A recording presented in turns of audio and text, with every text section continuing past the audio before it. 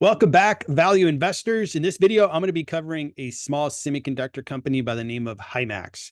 This company is small. It probably avoids the radar, but it's a nice company that produces profits, free cash flow, and high dividends. So a really nice stock to take a look at.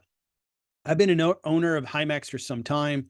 They just announced their earnings, and I have a fresh set of financial statements to take a look at and redetermine if this is a good buy, hold, or sell. I'll go through my process and share my analysis with you. Before I jump in there, please do me a favor and like my video, subscribe to my channel, and please leave a comment on Himax. My process as I evaluate a company and make a decision to buy, hold, or sell their stock, it follows some simple questions, but each question is really important. First questions are all about the company. Do I like the company? Do I want to be a part owner? Do I like the industry? And do I like the management team? Second, do I like the balance sheet? Is it less than 3 times EBITDA? A good balance sheet avoids getting into a troubled company. And next is the discount. I'm a value investor. I want a discount on the stock in order for me to buy more shares. And based on the answers to those questions, I will buy, hold, or sell.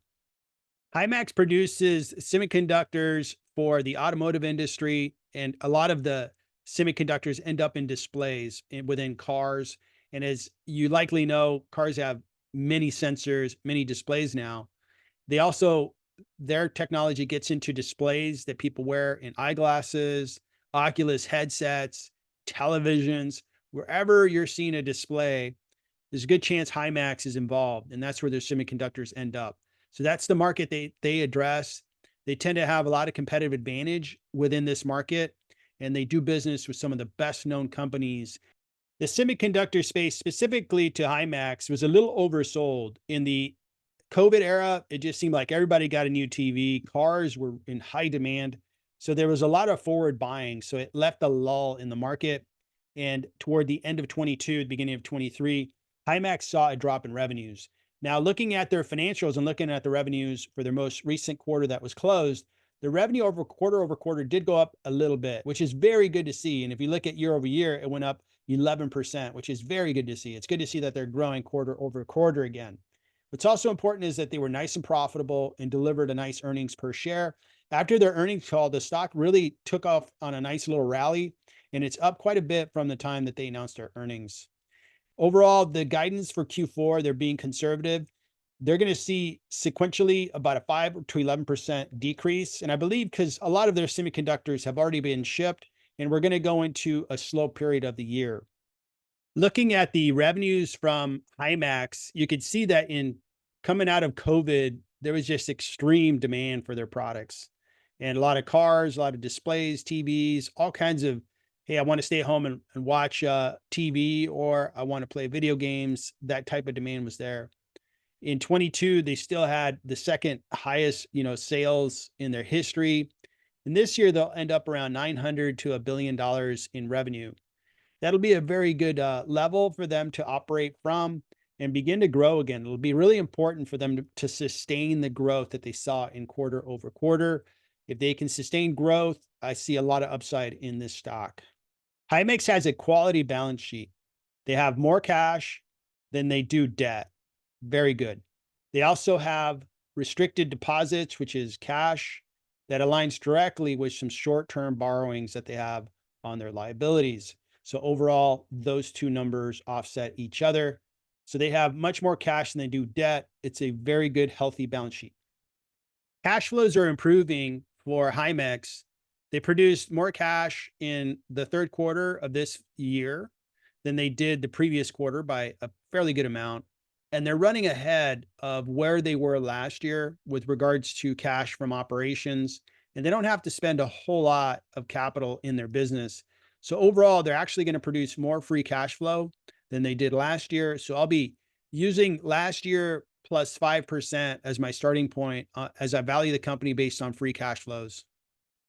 I believe that Himax is currently discounted by 39%. If you look at the value of the company based on free cash flows, and you look at the value of the company using earnings per share, let me go over free cash flow first and share with you what I'm seeing as the value in Himax, and then we'll turn our attention to earnings per share. So I think that based on last year's run rate for free cash flow and that they are running ahead of that number, they're going to come in at around $75 million for 2023. They're growing cash flows very well. So I'm going to grow by 10% for the first 4 years and then have a more conservative growth in the terminal value of 3%. Terminal value being all cash flows beyond year four. I'll use a discount rate of 9%. They have a quality balance sheet. And based on that discount rate and those cash flows, I value all those free cash flows as being worth $1.2 billion if we look at it net present value. I'm going to add the cash and take away the debt, and it actually increases the value to $1.3 billion. The current market cap's just a little over a billion. So it offers a 31% discount if we look at the free cash flow method of valuing HIMX. Now, if we value HIMX based on the earnings per share that they're going to produce, this is the next 4 quarters of earnings per share. And I'm going to grow them just very conservatively at 3%. They may do much better than that, but I'll use 3%. A nice PE of 24 for a semiconductor company. And I get to a value per share using earnings per share and discounting those earnings per share of $9.12. Current stock price is $5.88. So it offers a 55% discount if we look at discounting what we think is going to be earnings per share in the future. I'm going to blend the two, but I use the free cash flow method, 2/3 of the weight versus 1/3 from earnings per share. And I get to a blended 39% discount on HIMX. Looking at where the stock price for HIMX has been over the last 12 months, you could see that not too long ago, it was actually trading at the value where I have on the stock. It was trading at fair value, but it has really gone down over the course of less than 9 months. And you can see that to a value investor, it offers up a really nice acquisition price because there is a nice discount on the stock if I am doing my analysis correctly. It pays a 8.16% dividend, and it is down about 7% year to date. So should I buy, hold, or sell HIMX? Let's take a look. First with the company. I do like the company. I like the industry. I think this company is really well operated, just really disciplined, and really makes each year the company is profitable. When revenues are down, they're still profitable. When revenues are up, they're just more profitable, and they've always had a really nice dividend. So I like the company. I like the industry. The balance sheet, they have more cash than debt, so that's a very good balance sheet. And they offer a nice discount currently, so I'm going to buy more shares of HIMX. Thank you for watching my video on HIMX. I hope you found it interesting. Do me a favor and like my video and subscribe to my channel, and please leave a comment on HIMX.